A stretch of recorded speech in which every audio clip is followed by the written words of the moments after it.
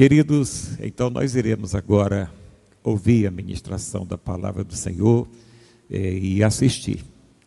Nós que estamos aqui estaremos então sendo abençoados e você do outro lado se sinta de igual modo abençoado pelo Senhor. Pastor Quelau, por gentileza, sinta-se à vontade para ministrar a palavra do Senhor. Cumprimento a todos com a paz do Senhor, desejando para todos aqueles que estão participando diretamente deste culto matutino, pelas redes sociais, quase que exclusivamente, desejando para você um dia abençoado, de proteção divina, sobretudo debaixo da graça de Deus. Quero inicialmente falar da satisfação em poder participar nesta manhã da reflexão da Palavra de Deus na nossa escola dominical e na pessoa do pastor Davi, agradecer a confiança do nosso líder, pastor Luiz Gonzaga, que nos convocou para esta participação. Também aproveitar para parabenizar toda a equipe da Assembleia de Deus em Rio Branco, tanto a sua diretoria como a orquestra, a banda, toda essa equipe multifuncional que tem feito com que os nossos lares sejam abençoados com a ministração da Palavra de Deus, de qualidade. E nós temos uma dívida eterna com vocês, porque nós somos, lá da nossa casa, somos abençoados por Deus, pela ministração da Palavra de Deus, pelos louvores, pelos hinos, por tantas lives que têm sido feitas aí, mostrando que a igreja ela está preparada para muita coisa inusitada. Enquanto algumas instituições têm sido pegas de surpresa, a igreja, ainda que surpreendida, mas ela tem mostrado que tem condições de atingir a alma das pessoas, mesmo à distância. E é o que temos feito e o que temos também recebido de Deus na pessoa das nossas lideranças. Confesso que ao receber esta incumbência de ministrar nesta manhã, fiquei um pouco surpreso, tanto pelo tema, porque é um tema, como o pastor Davi já falou, é um tema que finda não sendo agradável. Quem que vai se agradar da morte? Eu costumo dizer que nós, o ser humano, ao longo do tempo, ele até que se acostumou, pelo menos muitos, com o pecado. Mas com o salário do pecado, nós nunca vamos nos acostumar. Nós nunca vamos nos acostumar com a morte. O tema morte, por si só, ele já causa um certo terror, dependendo da esperança que a pessoa tenha. Vai ser o tamanho do medo que ela também vai ter desse nome, por si só, já o termo morte já causa um certo impacto. E confesso que esses domingos têm sido privilegiados com mestres que ensinam a palavra de Deus aqui na escola dominical. No domingo passado, o pastor Jonas Francisco da Costa trouxe um excelente ensino sobre o sofrimento, superando o sofrimento. O pastor Valério também falou no domingo anterior sobre a depressão, como vencer a depressão. E restou para o domingo de hoje, a penúltima aula desse trimestre, a questão da morte. Esse é o nosso assunto da lição, a questão da morte. E por ser esse tema, eu peço às pessoas que nos escutam, que nos assistem, eu peço a sua licença para falar sobre esse assunto. Sobretudo, nós sabemos que tem pessoas que certamente estão nos assistindo nesse momento, que tenham experimentado recentemente, quem sabe, a perda de um parente, de um querido, e com certeza, quando falarmos de morte, isso vai trazer talvez algumas recordações, mas vamos utilizar a palavra de Deus como base para esta reflexão nesta manhã, e acreditamos que esta palavra, ela é consolo para nossos corações. Ao falar sobre o assunto, ela traz consolo e, sobretudo, esperança.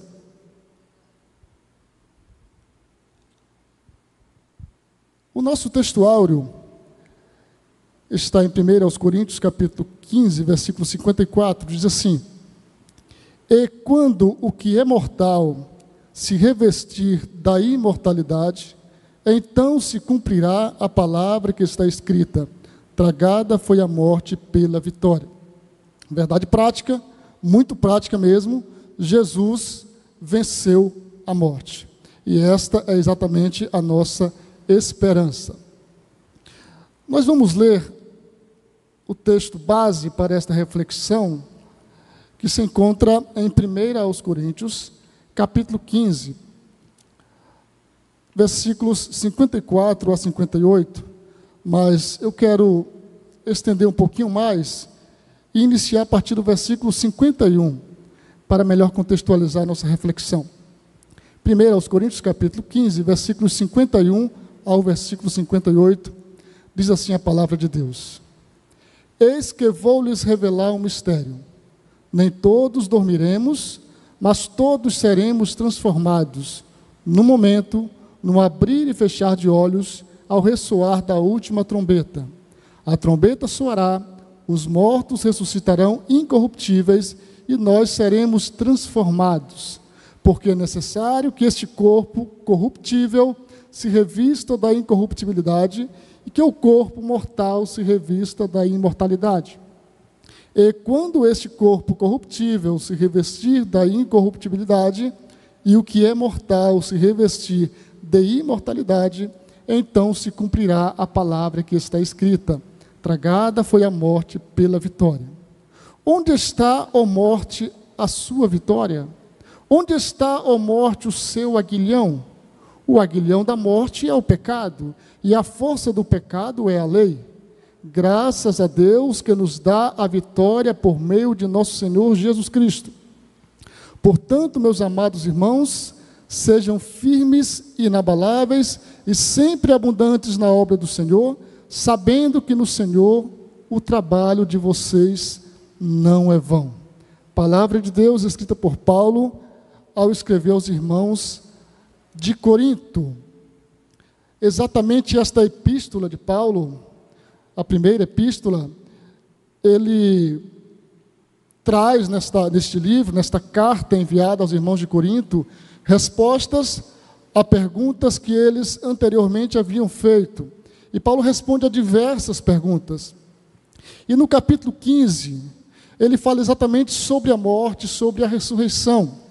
Porque havia, evidentemente, entre a igreja do Senhor, só destacando que Corinto não fazia parte do território de Israel, era uma cidade grega, então eram gentios, e eles certamente tinham dúvidas quanto ao que ocorreria com aqueles que morressem antes do arrebatamento da igreja.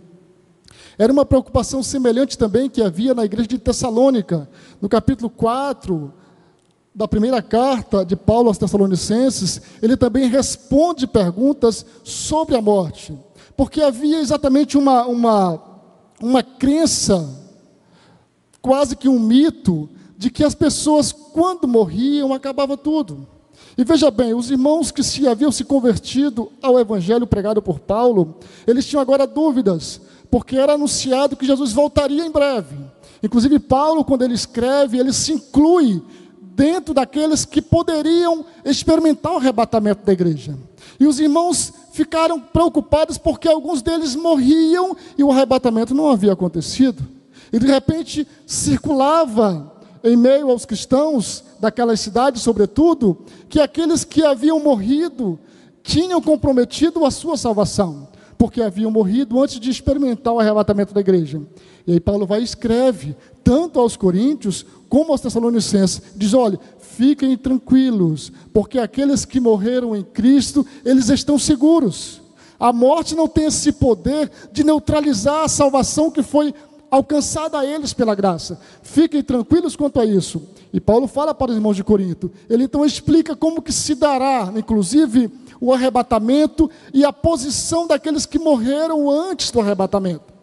E é exatamente o que esse texto trata para nós nesta manhã. É uma carta-resposta que Paulo está respondendo perguntas, aqui já no final da carta, aos irmãos da igreja de Corinto. Destacamos também aqui que esse tema morte, ele traz consigo agregado alguns subtemas. Não dá para um cristão tratar da morte sem ele abordar também a esperança. E é isso que Paulo coloca. Ele diz, olha, lá em Tessalonicenses, eu não quero que vocês sejam ignorantes como aqueles que não conhecem, aqueles que não têm esperança. Vocês têm esperança, porque quem morreu em Cristo ressuscitará primeiro. Então nós temos exatamente a pessoa cristã, a pessoa que tem a esperança da sua salvação, mesmo com a morte, ela não vai perder essa salvação. Quando tratamos sobre morte também, precisamos verificar que temos que abordar o tema solidariedade. Porque, de um lado, não podemos, de forma alguma, aceitar a ideia e acreditar que a morte põe fim a todas as coisas, inclusive as espirituais. Mas também não dá para nós ignorarmos o sentimento que a morte causa, sobretudo na vida daquelas pessoas que ficam, dos seus entes queridos. Então, é indispensável que um servo, uma serva de Deus, quando for conversar com alguém sobre morte, ela tem que ser solidária. Ela tem que ter uma palavra de esperança. Não pode ser uma palavra que venha a trazer mais dores àquela pessoa que está experimentando a dor da perda. Então nós temos a solidariedade, porque a morte, ela não tira a esperança daqueles que morreram em Cristo. Nós vamos já adentrando o nosso comentário, mas eu fiz uma observação interessante quanto a essa lição, principalmente a que estamos abordando agora, sobre a morte, também a do domingo passado, que falou sobre o sofrimento, e achei muito interessante porque essa revista, ela foi escrita, esse manual de estudo, no ano de 2015, pastor Davi. Quase 5 anos atrás foi escrito esse manual de estudos que estamos estudando hoje na Escola Bíblica Dominical. Quando ninguém nem sabia o que seria uma praga como essa que o mundo está enfrentando. E eu acredito que por providência divina, esse tema foi tratado, foi escrito para nós meditarmos nesta manhã. Porque nós nunca estivemos tão perto da casa de luto do que estamos nos últimos meses. O sábio Salomão, escrevendo em Eclesiastes, ele falou que é preferível ir à casa onde há luto do que na casa onde há festa. Porque na casa onde há luto, há reflexão. Presta atenção quando a gente vai num velório, ou quando a gente visita uma pessoa que está no estágio bem avançado de enfermidade. Automaticamente somos levados a refletir, não apenas sobre aquela pessoa que partiu, seus parentes, ou sobre aquela pessoa que está doente, mas refletimos sobre nós, sobre nossa vida, sobre a possibilidade de sermos nós o próximo. E isso é um pensamento natural. É uma manifestação de quem está vivo e está em sã consciência, saber que ele pode ser o próximo. Mas isso não é para nos aterrorizar, é apenas para nos sensibilizar da realidade da morte. É impossível não tratarmos sobre a morte, porque a morte ela está dentro do ciclo da vida. Ainda que seja o último, mas ele está dentro do ciclo da vida. Então Salomão escreveu, olha, é melhor, é preferível ir à casa onde há luto. É mais preferível ir num velório do que numa festa. E é muito raro você ouvir falar que houve uma confusão no velório. É muito raro ouvir falar que houve um assassinato no velório. Só se for algo que já é consequência de alguma coisa que ficou em aberto antes. Mas a gente sabe que muitas vezes, nas casas onde há festa, há tragédias. Quantas tragédias nós não lemos nos noticiários, onde às vezes uma festa de aniversário, infelizmente regado a bebidas, a drogas, e ali há muitas vezes tragédias. Mas na casa onde há luto, há reflexão, porque ali você vê o final de todas as pessoas. A nossa lição de hoje é de grande importância. A morte é um evento certo, para o qual todos nós devemos estar preparados. Notamos que muitos cristãos ainda não compreendem este assunto à luz da palavra de Deus. Naturalmente não tenho conhecimento acerca da morte, Não temos condições de auxiliar a outro, se não tivermos esse conhecimento básico sobre a morte. A cada dia somos desafiados por este tema, chamados a confortar aqueles que ficam. Mas como que eu ou você vamos confortar alguém se nós evitamos esse assunto de morte? Nós não queremos falar sobre isso, mas a Bíblia fala sobre morte. Jesus, inclusive, ele preparou os seus discípulos para a sua morte, mesmo uma morte que seria cancelada, anulada pela sua ressurreição, mas ele avisou para os discípulos. E é até interessante porque os discípulos dizem, não, Senhor, o que é isso? Vamos mudar de assunto. Pedro, certa ocasião, Jesus tinha acabado de elogiar uma atitude de Pedro. Jesus começa a falar sobre a sua morte, uma morte diferenciada que seria para a redenção da humanidade. Pedro diz, não, Senhor, isso aí não é assunto para a gente tratar. O Senhor não vai morrer. Fique tranquilo que o Senhor não vai morrer. Mude de ideia. Isso é coisa. Não vai. Jesus tem que repreender Satanás que está usando Pedro. Então há essa tendência de se evitar tratar sobre a morte. Mas de repente você pode ser chamado a uma casa onde há luto para levar uma palavra. E a palavra que você vai levar, que eu vou levar, tem que ser uma palavra de Deus. Tem que ser uma palavra profética, da palavra de Deus. E nós temos na palavra de Deus respostas quanto a isso. Questões da morte, primeiro tópico. O primeiro item, preparação espiritual. O problema mais crítico daqueles que estão à beira da morte é a indagação sobre como será essa experiência e se de fato estão preparados para a eternidade. Todavia, se a pessoa resolveu o seu problema do pecado, tornando-se uma nova criatura em Jesus, o instante derradeiro para ela, Cristo prevaleceu sobre a morte para nos dar vitória. Então essa é a primeira preocupação, a preparação espiritual. E nós nunca fomos tão chamados, tão impulsionados a nos preocuparmos com a nossa preparação espiritual do que nos últimos meses. Porque nós temos visto partir pessoas idosas, pessoas jovens, irmãos, parentes, pessoas que aparentemente não tinham nenhuma enfermidade, e elas estão sendo colhidas. Só que a morte, para o cristão, para mim e para você que acreditamos na nossa salvação na pessoa de Jesus, ela é um transporte.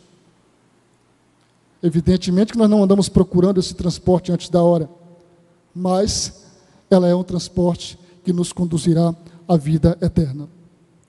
Para aqueles que vivem dedicados a Deus, a morte não representa uma perda, mas ela representa um ganho. É assim que Paulo fala sobre a morte. Certa ocasião, escrevendo aos Filipenses, ele diz para eles, olha, para mim, seria preferível já partir logo e estar com Cristo. Ele tinha tanta vontade de estar ao lado de Cristo, que ele disse, olha, para mim, pela minha vontade, isso não tem nada a ver com a vontade de morrer em si, mas a vontade de estar com Cristo. E olha que Paulo não vivia os tempos difíceis que vivemos hoje, a corrupção que vivemos hoje, vivia perseguições, mas a corrupção que o mundo vive hoje. E Paulo disse, seria até preferível que eu fosse logo colhido para estar com Cristo. Mas pensando em vocês, talvez seja melhor eu estar com vocês e visitar vocês novamente. É o que está em Filipenses capítulo 1, versículos 23 e 26. Então Paulo tinha duas coisas boas. Para ele as duas eram maravilhosas. Estar com Cristo ou estar servindo aos irmãos da cidade de Filipos. Veja bem, segundo ponto, a extensão da vida. Muitas pessoas vivem no mundo como se fossem eternas. Você deve observar isso. Há pessoas que constroem, que planejam, como se fossem viver 200, 300 anos. Por outro lado, seguindo a ilusão de suas mentes, elas parecem acreditar que todo mal, inclusive a morte, só pode atingir seus semelhantes. Elas se sentem isentas da possibilidade de morrer. Dependendo da sua situação financeira, inclusive, essa aparente segurança é mais forte ainda. Contudo, o cristão amadurecido sabe precisamente que sua vida é transitória. Quando nós lemos a palavra de Deus, nós aprendemos diretamente do Senhor quem construiu a vida, o Senhor. Aprendemos diretamente dele que a vida é transitória. Quando Jó e os seus 3 amigos discutem sobre a brevidade da vida, no caso, eles queriam entender o porquê de Jó estar passando por aquilo, mas eles abordam exatamente o quanto a vida é breve. E por várias vezes o próprio Jó diz que a vida é como um vento, ela é passageira. Quando você lê o livro de Eclesiastes, o autor, do início ao fim, ele traz para nós o ensinamento de que a vida é transitória. E Salomão usa uma palavra nossa em português, uma palavra traduzida para o português, a palavra vaidade. Ele diz: vaidade de vaidade, tudo é vaidade. Essa palavra ela é aplicada para muitas coisas em português, mas a intenção do escritor é tratar exatamente de coisa passageira. A vida é passageira. Passagem de passagem é tudo passageiro. É tudo vaidade. E o cristão, ele tem essa consciência de que sua vida é transitória. Sua vida é transitória. Por isso o crente esclarecido procura viver desapegado das coisas materiais. Vive o seu tempo como um magnífico projeto divino. Projeto que tem prazo para terminar aqui na terra. E se você, porventura, ainda tem dificuldade de acreditar no que a palavra de Deus diz sobre a transitoriedade da vida, eu quero convidar você a olhar para a realidade que o mundo está enfrentando. O quanto nós estamos sendo ensinados que a vida é transitória e passageira. Somos peregrinos e forasteiros no mundo, é o que Pedro escreve na sua primeira epístola. Por isso o crente esclarecido procura viver desapegado das coisas materiais, não fazendo delas o sentido de sua existência. Ele vive o seu tempo como um magnífico projeto divino, projeto que tem prazo para terminar. A vida não consiste na abundância do que você e eu possuímos. É o que Jesus falou, escrito lá em Lucas capítulo 12, versículo 15. Ou seja, eu e você não valemos os bens que nós temos.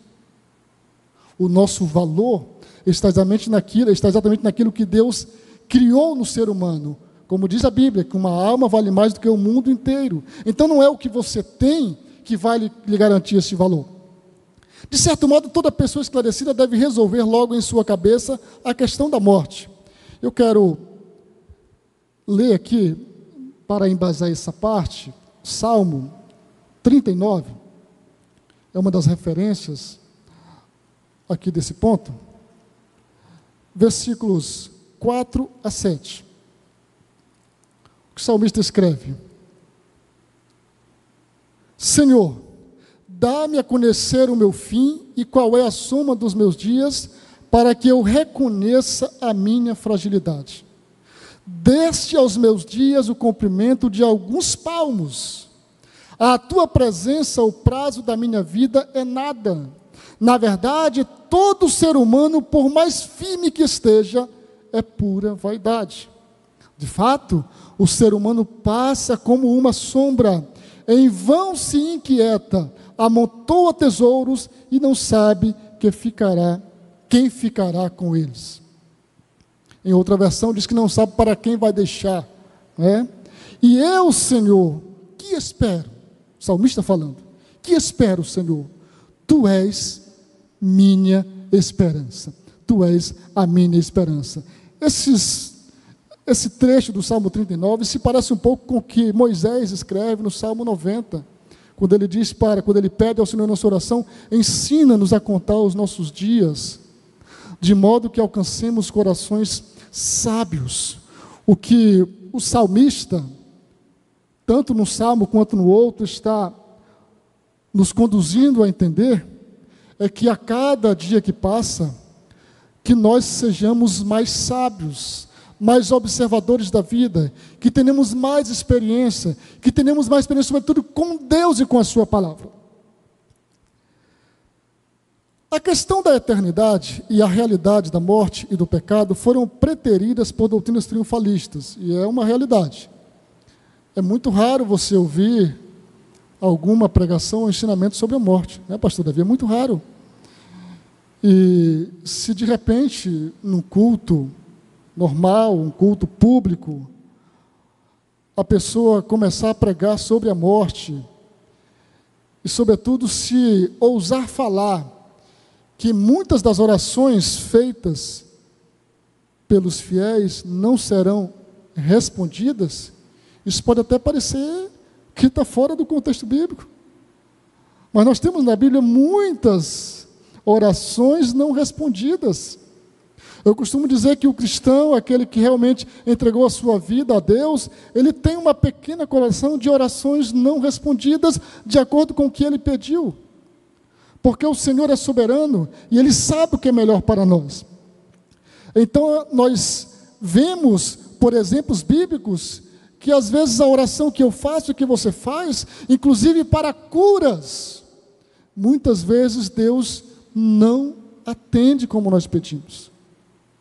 Eu particularmente tenho algumas experiências na minha vida de orações que Deus não atendeu. Algumas dessas situações eu entendi depois, outras só entenderemos na eternidade, porque o Senhor tem seus mistérios para nós e a sua vontade é pura e agradável. Terceiro ponto, luto da família. A morte é mais problemática para os que ficam. Inclusive, quando nós vamos a um velório, a uma casa onde há luto, nós vamos, evidentemente, em consideração a memória da pessoa que partiu, mas ela não pode mais constatar que nós fomos ao velório. Mas as pessoas vivas que estão ao redor daquele caixão, elas precisam, e será indispensável para elas, a nossa presença, a nossa palavra. Pastor Davi, eu sempre tinha uma curiosidade, eu ficava pensando às vezes, devido à massificação das redes sociais, eu ficava pensando às vezes, já pensou se uma pessoa de repente perdesse um ente querido e ela começasse a receber apenas mensagens de solidariedade pelo WhatsApp, pelo Messenger, pelas redes sociais, alguém dizendo, olha, eu sinto muito pelo que você passou. E eu ficava imaginando, uma pessoa sozinha ao lado de um caixão, apenas recebendo mensagens. Seria muito aterrorizador. A pessoa olhar e dizer, mas os meus amigos não vieram, eu sozinho aqui, mandar mensagem, não resolve, a presença que é importante. E infelizmente, é o que o mundo tem enfrentado nesses dias.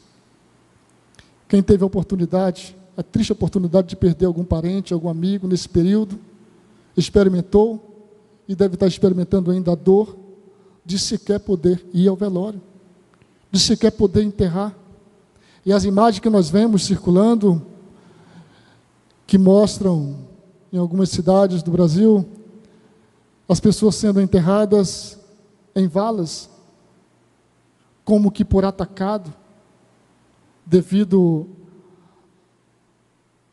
à necessidade de fazer um enterro mais rápido, devido a não ter espaço para tantas sepulturas, para tantos caixões. Isso a gente só via em documentários da época da guerra, das guerras mundiais. Mas estamos vivendo isso. De repente alguém perdeu um parente e ela vai receber apenas mensagens. E infelizmente, esta realidade não dá para ser contornada, porque temos que encarar esta realidade. E nós temos perdido pessoas próximas. E o que fazemos? Fazemos uma homenagem no Facebook? Mandamos mensagem para o parente? Você conseguiria imaginar isso 6 meses atrás, 1 ano atrás? Não dá nem para cumprir o que Salomão escreveu em Eclesiastes para ir à casa do luto. Até os velórios têm sido virtuais. A vida só é entendida perfeitamente quando contrastada com a certeza da morte. Se nós não encararmos a certeza da morte, que a morte é certa, há um grande risco de nós não darmos o devido valor à vida. Se não encararmos e aceitarmos que a morte é certa, corremos o grande risco de não darmos o devido valor à vida. E aí começaremos a desperdiçar esta vida tão preciosa. Podem também sentir-se culpados pela sua impotência diante da morte, ou ainda carregar remorso por vários motivos. É o sentimento, geralmente, de quem está à beira de um caixão. Se você já observou, mas num velório, as pessoas que perderam aquele parente, há um certo comportamento muito comum de a pessoa se sentir derrotada. Não estou falando no sentido espiritual, porque queiramos ou não, a morte ela põe fim àquela pessoa de quem nós gostávamos, que queríamos perto. E às vezes é alguém que sofreu tanto, que passou tanto tempo no leito da enfermidade. E nesses dias eu estava vendo nas redes sociais de um irmão nosso, irmão em Cristo, que foi a óbito, exatamente por causa dessa praga que está assolando o mundo. E eu fiquei um pouco assustado, muito assustado. 27 anos de idade, pastor. E eu não conhecia pessoalmente, talvez, mas vi que era nosso irmão. E eu fui olhar as mensagens no perfil e vi que tinha muitos pedidos de oração que antecediam a mensagem, a anunciação da sua morte, do seu falecimento. Pedido de oração, esperança de que ele seria restaurado, a vida, a saúde. E aí, de repente, a família se vê vencida pela morte. É o que a morte tem feito com a humanidade ao longo de milênios. Mas o texto que nós lemos nos garante que a morte foi vencida por Jesus. É o que Paulo escreve: tragada foi a morte pela vitória. Interessante que no versículo 54, e quando este corpo corruptível se revestir da incorruptibilidade, e o que é mortal se revestir de imortalidade, então se cumprirá a palavra que está escrita: tragada foi a morte pela vitória. E infelizmente, até lá, nós precisaremos falar e refletir sobre a morte, mas com um diferencial: como aqueles que têm esperança. Glória a Deus para sempre. Por todas essas razões, as pessoas precisarão de apoio de seus irmãos em Cristo. Portanto, diante de um quadro, de uma visitação, uma casa de luto, seja espontâneo e solidário. Sua presença, seu abraço e sua disposição para ajudar falarão mais alto do que muitas palavras. E Paulo escreve aos Romanos, dizendo assim: alegrai-vos com os que se alegram, e chorai com os que choram. Então, quando você for à casa de luto, é exatamente para chorar com os que choram. E eu, particularmente, se eu for a um velório, e a pessoa for ouvir de mim uma palavra, uma das palavras que eu vou dizer é isso, uma das expressões: chore. Você tem o direito de chorar. Você tem todo o direito de chorar. Porque, durante certo tempo, houve ainda existe, evidentemente, um certo extremismo quanto a isso, de que o cristão, por ter esperança, ele não pode chorar no velório, ele não pode chorar pelo parente que morreu. E eu recordo quando eu perdi a minha mãe aos 11 anos, que eu chorava muito. E as pessoas me consolavam. É o que se pode dizer, principalmente para uma criança: não chore. Mas como não chorar? Se você perdeu alguém que fazia parte da sua vida. Então esse momento é de chorar mesmo. É um momento para chorar, mas chorar com esperança, porque nós sabemos que um dia encontraremos esta pessoa que partiu. É isso que Paulo recomenda aos irmãos de Tessalônica: olhe, não fiquem desesperados com aqueles que não têm esperança, que acreditavam que morreu, acabou, nunca mais. Não, nós temos esperança. Por que temos esperança? Porque Jesus Cristo morreu e ressuscitou, e Ele é exatamente a nossa garantia de que nós também ressuscitaremos naquele dia. Continuando a nossa reflexão, o segundo tópico, a perspectiva cristã, a morte de Cristo. E é sobre isso que Paulo fala também, tanto na carta aos Coríntios, quanto na carta aos Tessalonicenses. Jesus não cometeu pecado, sendo inocente, morreu pela humanidade. Entretanto, bem antes de vir ao mundo, ele sabia que sua vinda lhe traria uma tristeza esmagadora e muito sofrimento. É tanto que Jesus, ele sentiu a angústia da morte, pouco antes de ser preso, quando foi para o jardim do Getsêmani.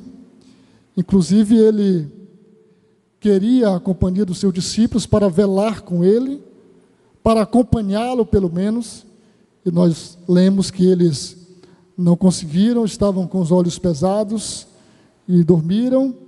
E Jesus sentiu exatamente, a Bíblia diz que ele sentiu exatamente a angústia da morte.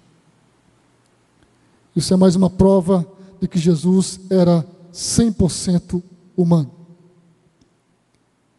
Isaías profetizou que a morte de Jesus foi do agrado do Pai, e que por esse sacrifício o Redentor colheria muitos frutos, salvando vidas. É o que temos em Isaías capítulo 53, quando o profeta diz que agradou ao Pai moê-lo e que ele veria o resultado do seu trabalho. A morte não é o fim, tampouco uma experiência isolada de cada pessoa. Não é apenas para alguns. Talvez, se você raciocinar dessa forma, você se acalme mais um pouquinho, porque a morte, na verdade, ela, de alguma forma, ela nivela as pessoas. Jó falou exatamente isso no capítulo 3 do seu livro. Ele fala exatamente isso aí.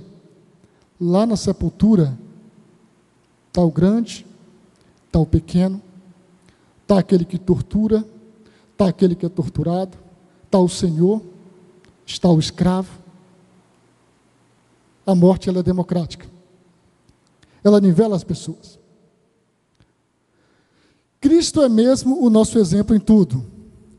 Por meio de Cristo, pela sua morte, que nós alcançamos a vitória contra esse inimigo comum a todos. Mas e a morte do crente? Do ponto de vista bíblico, o crente não passa definitivamente pela morte. Hoje, embora os cristãos continuem enfrentando esse evento, a morte não é algo terminativo. Jesus morreu para triunfar sobre a morte. Quando João estava na ilha de Patmos, e ele teve uma visão maravilhosa de Jesus, quando Jesus se revela para ele se revela exatamente como aquele que foi morto e ressuscitou. Aquele que está vivo para todo sempre. Precisamos entender que os efeitos da obra expiatória de Cristo ainda estão sendo concretizados. Desse modo, a morte espiritualmente vencida por Jesus será futuramente banida de vez. Mas, por enquanto, ela ainda fica levando as pessoas. Viver um dia de cada vez como uma maravilhosa dádiva de amor concedida pelo Pai é exatamente uma forma de enfrentarmos mais na frente esse momento. Obrigado, pastor.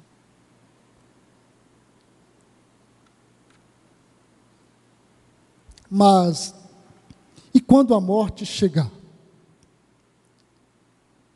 Será que ela vai ser um transporte para você, para a sua vida, que vai acabar? Ela será um transporte para a sua alma, um transporte para a vida eterna ou para a morte eterna? Ela vai marcar de alguma forma a sua vida, porque ela põe fim à vida. E a Bíblia diz que após a morte segue-se o juízo. Essa morte será para você um transporte para a vida eterna ou para uma morte eterna. E eu não poderia deixar de falar para você nesta manhã que somente quem está em Cristo tem na morte um transporte para a vida eterna. Não há outro meio, não há outra esperança. Não há uma forma de você reencarnar para pagar o que você não pagou antes. Não. A Bíblia diz que assim que quem está em Cristo, nova criatura é, as coisas velhas já passaram e tudo se fez novo. E quando vier a morte, ela será um transporte para uma vida eterna com Cristo. Por isso que Paulo, ele ansiava por estar com Cristo. Na verdade, não era só Paulo. A igreja primitiva, os irmãos, os nossos primeiros irmãos, eles desejavam ardentemente a volta de Cristo. E muitas vezes até a morte para pôr fim ao sofrimento. Em parte, eles viviam sob tortura, viviam sob martírios. E tinha uma saudação que era comum aos cristãos primitivos: Maranata, ora vem Senhor Jesus. E para eles, essa vinda de Jesus, ela poderia ser ou pelo arrebatamento que eles aguardavam já naquele tempo, a qualquer momento, ou através da morte. Quando nós lemos no livro de Atos, o primeiro mártir da igreja, Estevão, nós conseguimos visualizar um sentimento que contagiou toda a igreja de Cristo, que era exatamente a visão celestial do Cristo ressurreto na hora da morte. E quando nós lemos o episódio em que Estevão é apedrejado, nós somos levados pela glória que ele descreve, quando ele diz que está vendo o Filho de Deus ao lado do Pai, como que para receber aquele primeiro mártir, de milhares que ainda viriam. Mas a morte foi o transporte, e uma morte de forma violenta. Se a gente parar para imaginar como que era essa morte por apedrejamento, a gente fica aterrorizado. Não era uma morte rápida, certamente uma morte ouvindo muitas maldições de quem estava jogando pedras, crianças, mulheres, homens, religiosos, lançando pedras e lançando maldições. Certamente pedras que quebravam membros da pessoa, que batiam na cabeça, e aquela pessoa ia morrendo aos poucos. Talvez em certo momento ela perdesse até a consciência. Mas a glória que Estevão transmite, quando ele consegue visualizar a pessoa de Jesus, nos acalma, nos traz esperança. E aqueles irmãos precisavam daquele testemunho de Estevão, de que havia esperança e de que aquela morte era apenas um transporte para levá-lo à presença de Deus. É tanto que o testemunho de Estevão, acreditamos pelo relato de Lucas em Atos, que aquele testemunho de Estevão impactou Saulo, que estava participando, como diz a Bíblia, consentindo na morte de Estevão. Acredito que Saulo, vendo uma coisa daquela, disse: mas pode ter alguma coisa diferente aí? O homem todo quebrado, morrendo, pedindo para Deus perdoar os seus algozes, e ainda afirmar que está vendo Jesus, que os judeus tinham entregado para os romanos matarem, talvez alguns meses antes, alguns dias antes. E o testemunho de Estevão até hoje, ele causa um impacto. Tira depois um tempo para você ler, talvez o maior sermão, tirando os de Jesus, do Novo Testamento. Porque foi um sermão pregado sob pressão. Foi um sermão que não foi lido, nem preparado de antemão como esse que eu estou trazendo para vocês nesta manhã. Que a gente estuda, tem um manual para... Não. Estevão trouxe um sermão maravilhoso, espiritual, 100% bíblico. Ele se refere aos patriarcas. E ele traz uma vista panorâmica do Antigo Testamento, e chega ao ponto que os religiosos dizem: chega, vamos matá-lo. porque eu acredito que aquela palavra de Estevão estava entrando nos corações. O primeiro mártir da igreja cristã, diácono Estevão, homem de Deus. A morte do crente, como já introduzimos aqui. Terceiro tópico, assistência à família.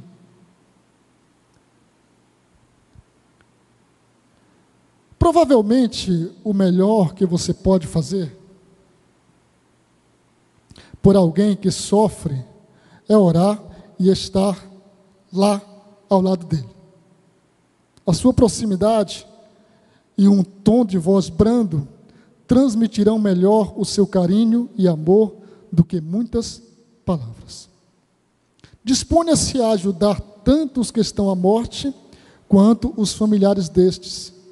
Visitar com certa frequência anima a pessoa doente, mas seja breve. Nesse caso aqui, não precisa nem orientar, porque nesse período a gente não está visitando tantas pessoas, né? Mas que tal uma ligação? Que tal uma mensagem? Mas não uma mensagem automática, não. Você recebe mensagem no seu WhatsApp, mas me diga se você não diferencia uma mensagem onde o seu nome é mencionado, daquela mensagem que a pessoa recebeu e está apenas repassando. E uma palavra sua, uma ligação, uma mensagem, sobretudo com uma palavra de Deus, pode mudar uma vida. Eu tive nesses dias, ontem, uma experiência que mexeu comigo. Precisando fazer um TCC de uma pós-graduação, eu pensei, eu vou consultar algumas pessoas mais experientes que possam me orientar, me ajudar na escolha do tema. E dentre as pessoas eu mandei uma mensagem para uma professora minha da faculdade, foi minha professora há 14 anos, mais ou menos, no curso de letras. E além de professora, nós nos tornamos amigos, ela, na época, era pastora da igreja quadrangular, e eu mandei uma mensagem para ela, perguntando se estava bem, mandei um áudio, se estava bem, e se ela podia atender a ligação naquele momento, e fiquei esperando a mensagem. Ela sempre mandava mensagens para mim, mensagens de bom dia, mensagens, versículos bíblicos. Ela já é uma senhora já, e demorou um pouquinho e ela respondeu depois, pastor, mas com uma voz tão embargada que eu não suportei, eu chorei, porque em poucas palavras ela relatou que estava acamada. Disse, meu filho, eu estive internada com pneumonia e eu voltei para casa e estou debilitada, mas se ela não falasse, a voz já dizia tudo. Eu não estou nem conseguindo ler as mensagens. E de repente eu não tinha mais como pedir para ela o que eu tinha intenção antes, que era uma orientação sobre um tema para uma monografia. E fui levado a dar para ela uma palavra da parte de Deus. Então, eu lamentei a situação dela e dei uma palavra da parte de Deus para ela. Uma palavra de encorajamento. E me comprometi a orar por ela. Veja bem, enquanto você está na sua casa, talvez, e graças a Deus por isso, bem abastado, saudável, pela misericórdia e pela graça de Deus, a enfermidade não pegou você nem eu, mas tem pessoas que podem estar precisando da sua palavra. Tem pessoas que podem estar inclusive acamadas, que se você não fizer uma ligação, não levar uma palavra de Deus para essa pessoa, você nem saberá. É até possível que você saiba depois que ela partiu. E quando Paulo escreveu aos Tessalonicenses, ele disse, olha, eu quero que vocês sejam sabedores de que quem morre em Cristo está seguro. Inclusive, pastor Davi, esse texto de Tessalonicenses capítulo 4, eu vou até ler aqui, porque ele é gêmeo com esse de Coríntios, né? 4:13. Paulo escreve assim, irmãos, não queremos que vocês ignorem a verdade a respeito dos que dormem, para que não fiquem tristes como os demais que não têm esperança. Pois se cremos que Jesus morreu e ressuscitou, também Deus, mediante Jesus, trará na companhia dele os que dormem. E pela palavra do Senhor, ainda lhes declaramos o seguinte: nós, os vivos, Paulo se inclui entre aqueles que estariam vivos no arrebatamento. Nós, os vivos, os que ficarmos até a vinda do Senhor, de modo nenhum precederemos os que dormem. E o versículo 18: portanto, consolem uns aos outros com estas palavras. A palavra que eu e você temos que usar para as pessoas é a palavra de Deus. E a palavra de Deus diz: chorai com os que choram. Mas também diz assim: há esperança para aqueles que morreram em Cristo. E Paulo continua no capítulo 5: irmãos, no que se refere aos tempos e às épocas, não há necessidade de que ele os escreva, porque vocês sabem perfeitamente que o dia do Senhor vem como ladrão à noite. Não é o Senhor, é o dia dele, como ladrão à noite. E o versículo 8: nós, porém, que somos do dia, sejamos sóbrios, revestindo-nos da couraça da fé e do amor, e tomando como capacete a esperança da salvação. Porque Deus não nos destinou para a ira, mas para alcançar a salvação mediante nosso Senhor Jesus Cristo. A Bíblia nos garante que se estivermos em Cristo, temos esperança. Ainda que a morte nos leve, a nossa esperança está em Cristo, que morreu por nós para que, quer vigiemos, quer durmamos, vivamos em união com Ele. E Paulo usa exatamente aqui um eufemismo: quer durmamos, ou seja, quer morramos, nós viveremos com Ele. Portanto, consolem uns aos outros e edifiquem-se mutuamente, como vocês têm feito até agora. Como falei, pastor Davi, esse texto, principalmente quando nós lemos na Almeida Revista Corrigida, versículo 13, né? Paulo escrevendo: não quero, irmãos, que sejais ignorantes acerca dos que dormem. Ah, como eu ouvi esse texto ser lido e aplicado de forma equivocada, exatamente considerando a força de expressão da palavra ignorante. Quando alguém fala uma pessoa ignorante, é uma pessoa bruta, uma pessoa... Pois é, mas o termo aqui, ele está na sua essência. Não quero que sejais desconhecedores acerca do futuro daqueles que dormem em Cristo. E a Nova Almeida Atualizada nos dá uma compreensão melhor. Não quero que vocês ignorem esta verdade. Há muitas formas de demonstrar seu amor. Talvez resolver alguma coisa que esteja pendente, cuidar dos filhos ou atender a outras necessidades, seja a sua melhor contribuição. Segundo ponto, do terceiro tópico, já caminhando para o encerramento desta reflexão. Seja sensível.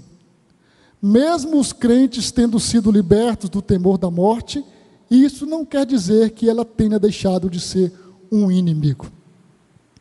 A morte é uma experiência desconhecida que gera apreensão naqueles que estão para enfrentá-la. Todos eles precisam da presença de seus irmãos em Cristo, ajudando e orando. Esta sensibilidade manifesta a qualquer pessoa, é fruto de uma legítima conversão ao Evangelho. Terceiro ponto desse último tópico: seja compreensivo, seja sincero ao conversar com doentes e outros que sofrem, demonstre seus sentimentos. Encerrando esta reflexão, seja compreensivo quando eles estiverem revoltados com o sofrimento. Aprendamos com os amigos de Jó. Eles até que foram compreensivos durante os primeiros 7 dias. Eles ficaram ao lado de Jó, apenas acompanhando o sofrimento de Jó. E muitas vezes você pode ser levado a ajudar uma pessoa apenas com a sua presença, apenas com o seu ombro para que essa pessoa chore, ou apenas com os seus ouvidos para ouvi-la lamentar, reclamar, mas seja compreensivo. Essa pessoa vê razões para as suas reclamações. E se você tiver uma palavra de Deus, você dá uma palavra de Deus depois de ouvi-la, Compreenda e tolere essas coisas. A nossa aplicação pessoal: para o salvo em Cristo, a morte não é um miserável beco sem saída, mas uma gloriosa estrada que leva ao céu, onde desfrutaremos a vida eterna com Deus, livres das crises desta vida. Que Deus, através da sua palavra, nos conceda graça para enfrentarmos todas essas dificuldades, para termos uma palavra de Deus para as pessoas que precisarem, e que nos guarde nossas famílias, e que logo Ele venha a restaurar a saúde da humanidade. Agradeço a oportunidade, que Deus nos abençoe e nos guarde. Amém. Glória a Deus, bendizemos ao Senhor por sua bondade e por essa manhã de esclarecimentos a respeito de um tema tão desafiador e pouco aceitado. Creio que, pastor Arquelau, pela maneira como o Senhor tem lhe usado, nosso povo se sentiu abençoado, todos aqueles que nos assistiram ou que estão nos assistindo. Realmente é um tema desafiador, mas Deus te abençoe grandemente pela sua disponibilidade ao Espírito de Deus para um tema tão difícil de lidar, não é? Tão difícil. O Senhor te abençoe poderosamente.